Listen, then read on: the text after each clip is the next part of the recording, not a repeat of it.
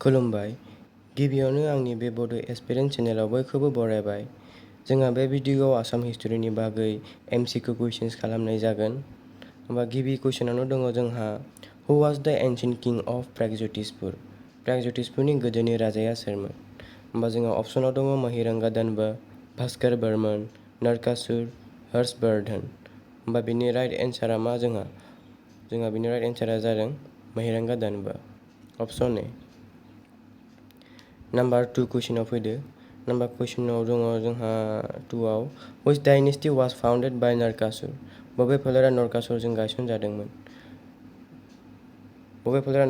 गायसनजादोंमोन? अपसनाव दङ जोंहा बर्मन डायनेस्टि, पाला डायनेस्टि, आहम डायनेस्टि, भीमा डायनेस्टि। बिनि राइट एन्सारा मा?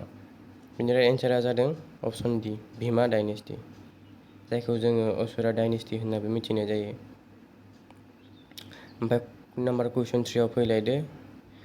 Which king established Hinduism in Pragjyotishpur? सोर राजाया प्रागज्य'तिसपुराव हिन्दु दोहोरोम गायसनदोंमोन? अपसनाव दङ जोंहा बानासुरा, महिषासुर, नरकासुर आरो भगदत्त। दा बिनि राइट एन्सारा मा? अपसन सि, नरकासुरा। अपसन सि। नाम्बार 4 कुइसन। हु वाज द सन अफ नरकासुर? नरकासुरनि फिसाज्लाया सोरमोन? बानासुरा, भगदत्त, भास्कर बर्मन आरो महिषासुर। बिनि राइट एन्सारा मा? बिनि राइट एन्सारा जादों भगदत्त। Option B. नाम्बार 5 कुइसन। Narakasur was killed by? नरकासुरखौ सोर बुथारदोंमोन? अपसन दङ जोंहा श्री कृष्ण, लर्ड शिवा, विष्णु आरो इन्द्र। बिनि राइट एन्सारा मा? बिनि राइट एन्सारा जादों श्री कृष्ण। आरो फैलायदो नाम्बार 6। हु वाज द फादार अफ उषा? उषानि बिफाया सोरमोन? बानराजा, भगदत्त, ब्रजदत्त ना कृष्ण? बिनि राइट एन्सारा मा? बिनि राइट एन्सारा जादों अपसन सि, अपसन ए। अपसन ए जागोन दे बिनि अपसन ए। बेनिफ्राय फैदो नाम्बार 7आव। Aniruddha was grandson of? अनिरुद्धआ सोरनि फिसौलामोन? शिव, कृष्ण, ब्रह्म ना विष्णु? बिनि राइट एन्सारा मा? 7नि राइट एन्सारा जादों अपसन बि, कृष्ण। नाम्बार 8 कुइसन। हु मेरिड उषा? सोर उषाखौ जुलि खालामदोंमोन? जोंहा दङ अपसनाव कृष्ण, सुदामा, रुक्मि आरो अनिरुद्ध। बिनि एन्सारा मा? Aniruddha. Option D. Number 9। Banasura was a great devotee of? बानराजाया सोरनि गिदिर भक्तिमोन? सोर मिथिगौ बिनि एन्सारखौ? अपसनाव दङ जोंहा ब्रह्म, शिव, इन्द्र आरो विष्णु। होमबा मा जागोन बिनि एन्सारा? 9नि एन्सारा जादों अपसन बि, शिव। बेनिफ्राय फैदो number 10। Ghatakasura was killed by whom? घटकासुरखौ सोर बुथारदोंमोन? होमबा बिनि अपसनाव दङ जोंहा नारका, रत्नासुर, बानासुर, कृष्ण। होमबा बिनि राइट एन्सारा मा? बिनि राइट एन्सारा जादों नारका। नारकाया घटकासुरखौ बुथारदोंमोन। 11 कुइसन। हु वाज द फादार अफ बाना? बान राजानि बिफाया सोरमोन? अपसनाव दं जोंहा बालि, नारदा, सुग्रीव, विष्णु। अब्ला बिनि राइट एन्सारा मा? 11नियाव 11निया राइट एन्सारा जादों बालि। बालिया सोरनि बिफामोन होनदो? बान राजानि बिफामोन। 12 नाम्बार। हु वाज द भीष्मक? भीष्मकया सोरमोन? King of Rampura, king of Kamrupa, king of Sonitpura, king of Kaundilya बा विदर्भ? बैनि राइट एन्सारा मा? बिनि राइट एन्सारा जादों भीष्मकया सोरमोन? किं अफ कौंडिल्य बा विदर्भ राजामोन बि सासे कौंडिल्यनि। 13 नाम्बाराव फैदो। हु वाज द डटार अफ भीष्मका? भीष्मकानि फिसाजोआ सोरमोन? भीष्मकानि फिसाजोआ सोरमोन? अपसनाव दङ जोंहा रुक्मिनि, उषा, राधा, चित्रंगदा। बिनि राइट एन्सारा मा? बिनि राइट एन्सारा जादों अपसन ए, रुक्मिनि।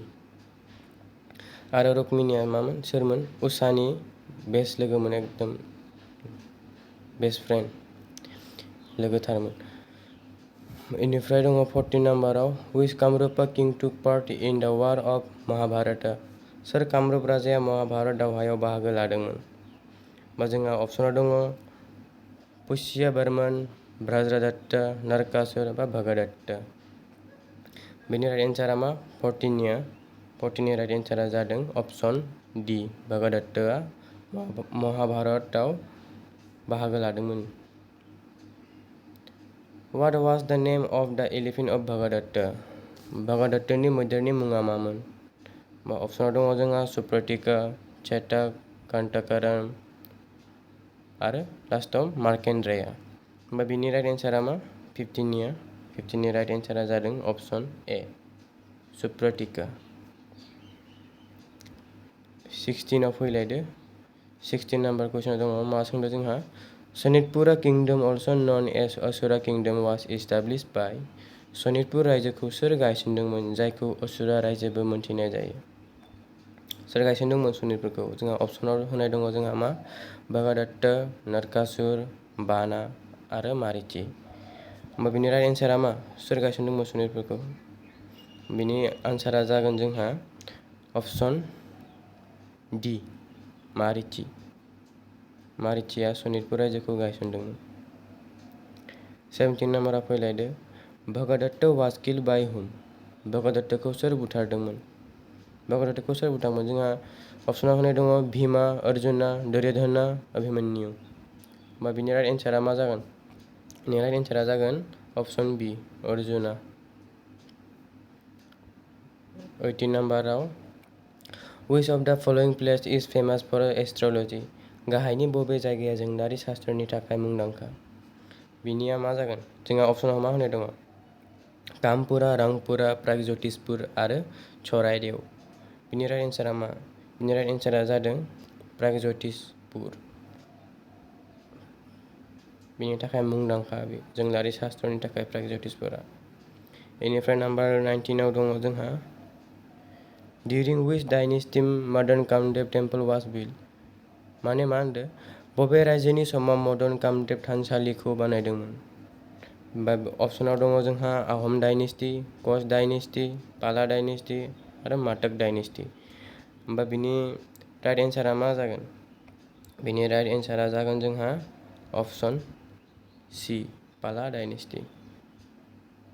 डायनेस्टिनि समाव मदन कामदेब थानसालिखौ बानायनाय जादोंमोन बेनिफ्राय फैदो कुइसन नाम्बार 20 जोंहा कुइसन नाम्बार 20 आवनो दोनथ'नाय जासिगोन बिनि उनाव जोंहा माखासे कुइसनफोरखौ नेक्स्ट भिडिअ'आव लाबोनाय जासिगोन होमबा नाम्बार 20 कुइसनाव जोंहा मा दं in ancient time Assam was known as आसामनि गोजाम मुङा मा माने मा बिनि आन्सारखौथ' नोंसोरो निस्सय मिथिखागौ मा जागोन बिनि आन्सारा जोंहा अपसनाव दङ रांपुर कामरुपा भान्ना आरो पाटलिपुत्र बिनि आन्सारा मा जागोन बिनि आन्सारा जागोन जोंहा 20निया अपसन बी कामरुपा आसामनि गोजाम मुङा मामोन कामरुपा अब्ला बेखिनियानो जोंहा दिनैनि सावरायनो गोनां जा आसामनि जारिमिन बे 20 कुइसनानो आरो बिनि उनाव आरो बेबायदिनो भिडिअ लाबोबाय थागोन बिनि थाखाय